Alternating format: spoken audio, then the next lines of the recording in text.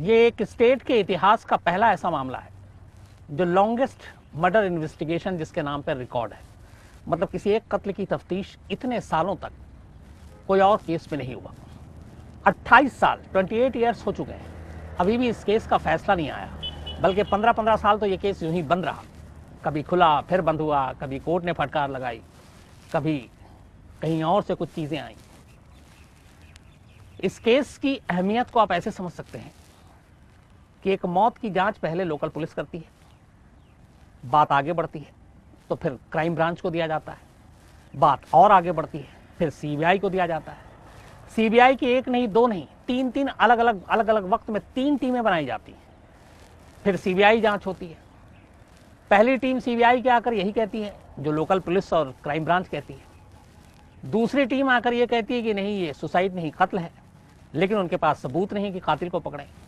तीसरी टीम कहती है कि कत्ल तो लगता है, लेकिन बाकी इसके साथ कौन कौन इन्वॉल्व है, शामिल है, हमें उसके बारे में आइडिया नहीं है। और हर बार कोर्ट, बल्कि सीबीआई तो क्लोजर रिपोर्ट तक दाखिल कर देती है, कोर्ट उनको हड़काती है कि आप ईमानदारी से जांच कीजिए। ये वो केस है जिसमें नार्को होता है, और पहली बार ऐसा हुआ कि जो नार्को की रिपोर्ट थी जो सीडी में बंद आती है कोर्ट के सामने, वो नार्को की सीडी के साथ छेड़छाड़ हो गई। मतलब नार्को में जो कहा गया उस पर शक ये हुआ कि वो सारी चीजें बदल दी गई। उसको लेकर लंबी जांच चली। इस केस का जो पहला आईओ था उसने सुसाइड कर लिया और उसने कहा कि उसको सीबीआई तंग कर रही है। इस केस में जो पहली एफआईआर दर्ज की थी उसने ये कहा कि ये मुझे कत्ल लगता है, लेकिन 2 दिन बाद वो हट गया। इस केस में एक सीबीआई के अफसर जो इस पूरे मामले की जांच कर रहे थे, वो अचानक एक दिन भरी प्रेस कॉन्फ्रेंस बुलाते हैं और कहते हैं कि मैं वक्त से पहले रिटायरमेंट ले रहा हूं, क्योंकि मेरे सीनियर मुझ पर दबाव डाल रहे हैं कि वो इस केस को खुदकुशी डिक्लेयर करें, सुसाइड डिक्लेयर करें। उसको लेकर हंगामा होता है। केरल विधानसभा, दिल्ली में लोकसभा, प्राइम मिनिस्टर, कोई ऐसी जगह नहीं जहां इस कत्ल की या इस मौत की गूंज नहीं पहुंची। धरने, प्रदर्शन, सब कुछ हुए। अब आप सोचिए कि फिर ये कितना इंपॉर्टेंट केस होगा। कहानी केरल की है। केरल की एक नन की है, अभया, जिनकी मौत की पहेली आज 28 साल के बाद भी अनसुलझी है। पूरी कहानी 1992 से शुरू होती है। 18 या 19 साल की उम्र थी सिस्टर अभया की। माँ बाप ने इनका नाम वैसे रखा था बीना थॉमस।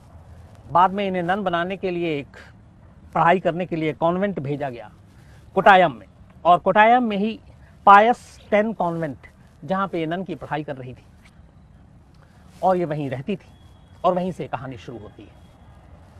27 मार्च 1992 सुबह करीब 4 बजे का वक्त था। सिस्टर अभया, उस दिन उनका एग्जाम था, वो तैयारी कर रही थी, तो 4 बजे का अलार्म लगाया। 4 बजे वो सोकर उठी ताकि पढ़ाई कर सकें और एग्जाम की तैयारी कर सकें। उन्हें प्यास लगी, उन्होंने देखा कि कमरे में उनके पानी नहीं है। वो पानी लेने के लिए किचन गई। किचन में फ्रिज भी था, और उसके बाद काफ़ी देर हो गई, वो वापस कमरे में नहीं लौटी। उनकी जो बाकी साथी थी, थोड़ी देर के बाद वो सब भी उठी पढ़ने के लिए। देखा कि जो सिस्टर अभया हैं वो गायब हैं। कुछ लोग ढूंढते हुए वो फ्रिज तक पहुंचती हैं। जब वो फ्रिज के पास पहुंचती है तो देखते हैं कि फ्रिज के पास पानी गिरा हुआ है, फ्रिज का एक दरवाज़ा खुला हुआ है, और उसके नीचे एक चप्पल है जो सिस्टर अभया का है। और वो चारों तरफ ढूंढा जाता है, लेकिन उनका कोई सुराग नहीं मिलता। इस दौरान सुबह हो जाती है। अब तक बात फैल गई कि सिस्टर अभया गायब है। इसके बाद ढूंढते ढूंढते एक दूसरा चप्पल उसी कंपाउंड में एक कुआं था, उस कुएं के पास पड़ा हुआ मिलता है। अब कुएं के पास दूसरे पैर का चप्पल मिलना ये बता रहा था कि शायद हो ना हो वो कुएं में गिर गई हो। इसके बाद जो एडमिनिस्ट्रेशन है इस कॉन्वेंट का, वो इन्फॉर्म करता है पुलिस को, फायर ब्रिगेड को। फायर ब्रिगेड की टीम आती है, कुएं की तलाशी ली जाती है, और सुबह करीब 10 बजे सिस्टर अभया की लाश कुएं से बाहर निकाली जाती है। अब यहीं से ये कहानी शुरू होती है कि आखिर प्यास लगी थी, पानी पीने के लिए किचन गई, वहां से वो कुएं तक कैसे पहुंची? क्या पानी नहीं था? उसके बाद वो कुएं से पानी निकालने गई, लेकिन फिर फ्रिज के पास पानी गिरा हुआ था, फ्रिज में भी पानी था, तो और मार्च का महीना था, तो फिर कुएं तक उनके चप्पल और उनकी लाश मिलने का मकसद और मतलब क्या है? लोकल पुलिस आती है, मामले की जांच करती है, पोस्टमार्टम होता है। पोस्टमार्टम रिपोर्ट में पहली जो रिपोर्ट आती है उसमें ये कहा जाता है कि कोई फाउल प्ले नज़र नहीं आ रहा है। और उसके बाद जिस तरीके की रिपोर्ट आई तो दिखाया गया कि सिस्टर अभया की मौत कुएं में डूबने से हुई है, और डूबने की वजह से कुछ जब ऊपर से गिरी तो कहीं चोट भी लगी, तो वो चोट ड्राउनिंग के है, मतलब डूबते वक्त जो लगी थी। बात आई गई हो गई। लोकल पुलिस ने, पोस्टमार्टम रिपोर्ट ने ये कह दिया कि ये एक दुर्घटना थी, डूबने से मौत हो गई। लेकिन इस कॉन्वेंट की बाकी नन इस चीज को मानने के लिए तैयार नहीं थी, और उसकी बहुत सारी वजह थी। तो उन्होंने फिर फोर्स किया। करीब 67 नन ने लिखकर उस वक्त केरल के जो मुख्यमंत्री थे के करुणाकरन, उनको लेटर लिखा और कहा कि लोकल पुलिस इस मामले की जांच ठीक से नहीं कर रही, इसकी जांच सीबीआई से करानी चाहिए। पर सीबीआई को जांच नहीं दी गई। केरल सरकार ने मामले की जांच क्राइम ब्रांच को सौंप दी। अब क्राइम ब्रांच जांच अपने हाथ में लेती है, इसके बाद मामले की जांच करती है। कुछ दिन के बाद क्राइम ब्रांच अपनी रिपोर्ट देती है, और ये रिपोर्ट सेम वही थी जो लोकल पुलिस की थी, कि सिस्टर अभया की मौत कुएं में डूबने से हुई है। कोई भी इस रिपोर्ट को मानने को तैयार नहीं था। उसकी वजह यह थी कि उस वक्त कुछ ऐसी चीजें सामने आई जिसने इस केस को एक दूसरा रुख दे दिया।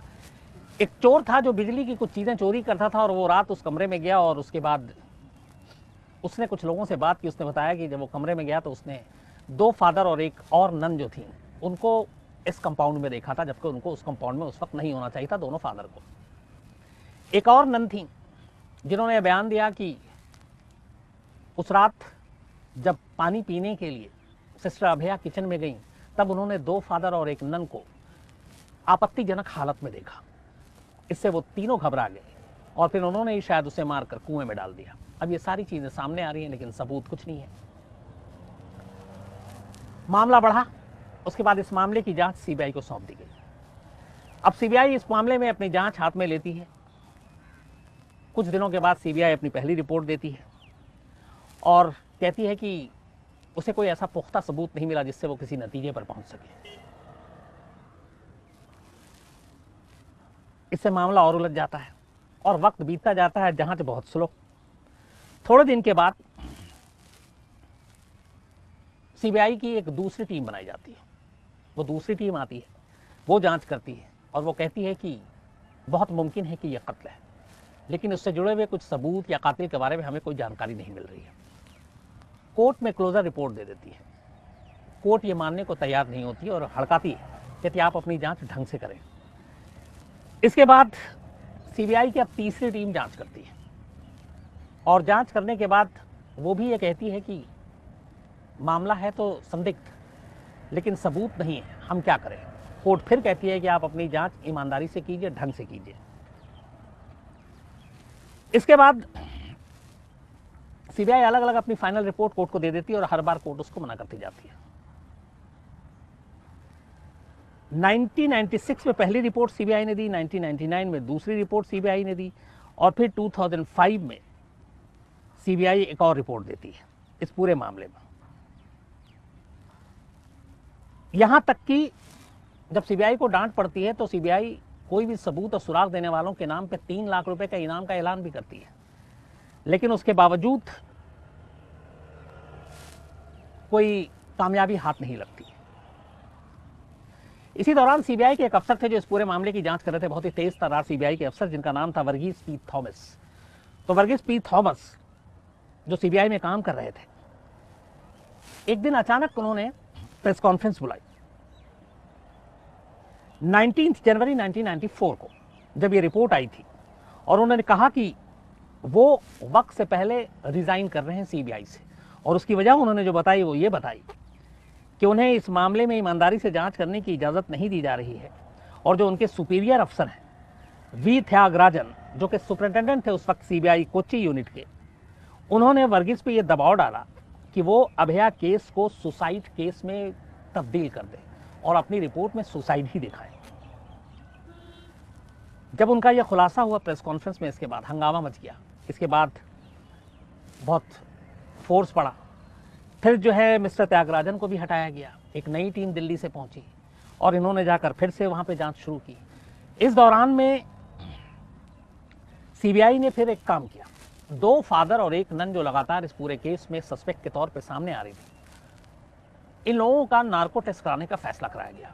बेंगलोर में इनका नार्को टेस्ट हुआ।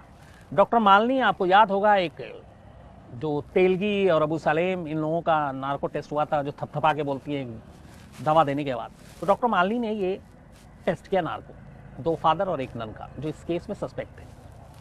इसके बाद जो इनकी पूरा जो इकबालिया बयान था उस नार्को में, उसको एक सीडी के तौर पर सीबीआई के हवाले किया गया। सीबीआई ने कोर्ट में पेश किया, लेकिन बाद में पता चला कि उस सीडी के साथ छेड़छाड़ की गई है। मतलब उन्होंने जो कुछ कहा उसके साथ कुछ छेड़छाड़ हुई है। कोर्ट ने इसके बाद सीधे डॉक्टर मालिनी को संपर्क किया और कहा कि आप हमें ओरिजिनल जो रिकॉर्डिंग है वो भेजिए। लेकिन इस दौरान में डॉक्टर मालिनी भी अपने बर्थ सर्टिफिकेट को लेकर कुछ गलत काम किया था, जिसकी वजह से उनको नौकरी से हटा दिया गया, तो वो मामला भी लटक गया। बाद में ये सीडी ओरिजिनल या गलत या सही, इसके बारे में कोई पुख्ता जानकारी देने वाला नहीं था।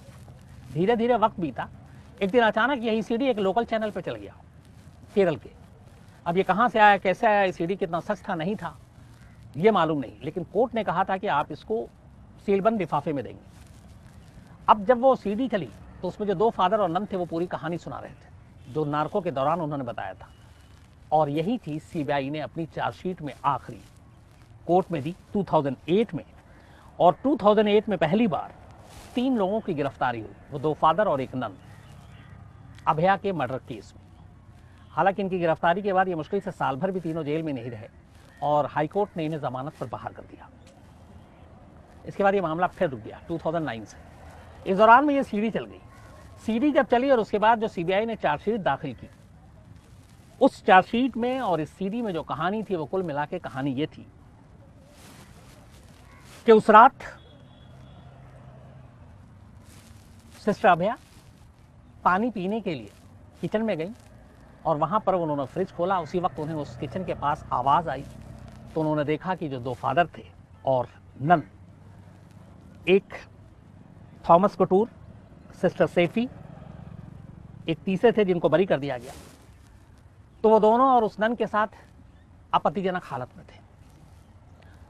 और इसी के बाद जब उन्होंने देखा सिस्टर अभया को तो वो घबरा गए और सिस्टर सैफी ने हथौड़े से सिस्टर अभया के सर पे वार किया, जिससे वो बेहोश हो गई।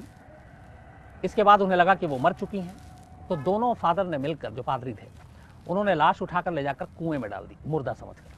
अब वो उस वक्त मुर्दा थी कि जिंदा थी ये पता नहीं, लेकिन कुएं में डाल दी और चले गए। कहते हैं कि जो नार्को टेस्ट हुआ था उसमें भी ये बात उन्होंने कबूल की, लेकिन उस नार्को टेस्ट की सीडी पे ही सवालिया निशान उठ गया। नंबर 1। नंबर 2, नार्को और इन तरह की चीज़ों के सबूत कोर्ट में पूरी तरह से मान्य नहीं होते, एडमिसिबल नहीं है, इसलिए कि जो आदमी बोलता है वो ड्रग्स के नशे में बोलता है। ऐसी चीज़ें बुलाने के लिए खास डोज के हिसाब से ड्रग्स दी जाती है, जिसके बाद कहते हैं कि इंसान सच बोलना शुरू करता है। हालांकि ये पुख्ता नहीं है, इसलिए कि ऐसे कई नार्को टेस्ट हुए हैं जिसमें नार्को के दौरान भी लोगों ने झूठ बोला है। जैसा मैंने पहले भी आपको कहानी सुनाई थी कि अबू सालेम ने यहाँ तक की पूजा, जो बेदी, जो जिनके साथ उनका वो था, उसको मानने से भी इनकार कर दिया था कि मेरा कोई रिश्ता है। मैं नाम शायद गलत भूल रहा हूँ, जो साथ में दोनों पुर्तगाल से आए थे। तो इसीलिए नार्को कोर्ट में एडमिसिबल नहीं है। लेकिन ये कहानी आई कि उस रात ये चीज़ें हुई और इस वजह से सिस्टर अभया का कत्ल हुआ। जिस पहले आईओ ने इस मामले में लिखा था उसको भी डाउट था। बाद में पता चला कि जो पोस्टमार्टम रिपोर्ट थी उस रिपोर्ट में भी छेड़छाड़ की गई। जो अभया के कपड़े थे उस रात, उस कपड़े की भी बाद में वो गायब कर दिए गए। जो चोट के निशान थे उसको भी छुपाए गए। तो हर कदम पे सारे सबूतों को मिटाया गया, छुपाया गया। यहाँ तक कि बाद में सीबीआई ने एक पुलिस अफसर को भी इस मामले में आरोपी बनाया, और वो इसलिए बनाया कि उसने इस पूरे केस में शुरू से ही सारी चीज़ें, सबूत मिटाने का काम किया था। हालांकि बाद में हाईकोर्ट ने उन्हें छोड़ दिया और इसके बाद कई और लोगों को इसमें बनाया गया जो गवाह के तौर पर। लेकिन बहुत सारे लोगों ने शुरू में गवाही दी थी। जैसे एक नन थी, उन्होंने कहा था कि उस रात उन्होंने देखा था उन दोनों फादर को और नन को। जब जब ये लोग कोर्ट में आए इन सब के बयान बदलते गए। जिस चोर ने ये कहा था कि उसने भी देखा था दोनों फादर को, उसके भी बयान बदल गए। कुछ नन थी, उन्होंने भी अपने बयान बदल दिए। तो इस केस में लगातार बयान बदलते गए और 2009 में जब ये सभी को जमानत मिल गई उसके बाद इनमें से एक को कोर्ट ने बरी भी कर दिया और 2019 में दोबारा इस केस की लोअर कोर्ट में सुनवाई शुरू हुई। तो 2019 में 92 का ये मामला था, मतलब 27 साल बाद। आज 2020 में हम 28 ईयर्स हो चुके हैं, कोर्ट में ट्रायल शुरू हो चुका है, लेकिन 28 साल के बाद आज भी फैसला नहीं आया है। और ये पता नहीं है कि इस मामले में कोर्ट का क्या फैसला होगा, इसलिए कि जिस तरीके से सारे विटनेस बदले, गवाह बदले, सबूत बदले, सबूत को है नहीं, बल्कि इसको लेके बहुत सारी चीज़ें आई सेम आरुषि की तरह कि सीबीआई के पास कहानियां तो हैं कि उस रात 27 मार्च 1992 को ये हुआ, 2 फादर और नन को आपत्तिजनक हालत में देखा, उसके बाद वो घबरा गए, उन्होंने बाद में उनका कत्ल कर दिया सिस्टर अभया का। लेकिन इन सारी चीज़ों को लेके कोई सबूत नहीं है, कोई गवाह नहीं है। जो गवाह बाद में पहले बयान दे रहे थे वो भी सब मुकर गए, बदल गए। तो इसको लेके कई बार कोर्ट में झाड़ भी पड़ी सीबीआई को कि आप कहानियां तो लेकर आ रहे हैं लेकिन सबूत कहाँ है। और यही सबूत की कमी की वजह से 28 साल से ये केस पेंडिंग पड़ा हुआ है। केरल के हिस्ट्री में किसी मर्डर इन्वेस्टिगेशन का इतना लंबा दौर किसी और केस के साथ नहीं जुड़ा हुआ है। सिस्टर अभया का ये इकलौता केस है जो एक रिकॉर्ड है कि केरल के इतिहास में एक मर्डर इन्वेस्टिगेशन कितने वक्त से चला आ रहा है और उसका आखिरी फैसला होना अब भी बाकी है।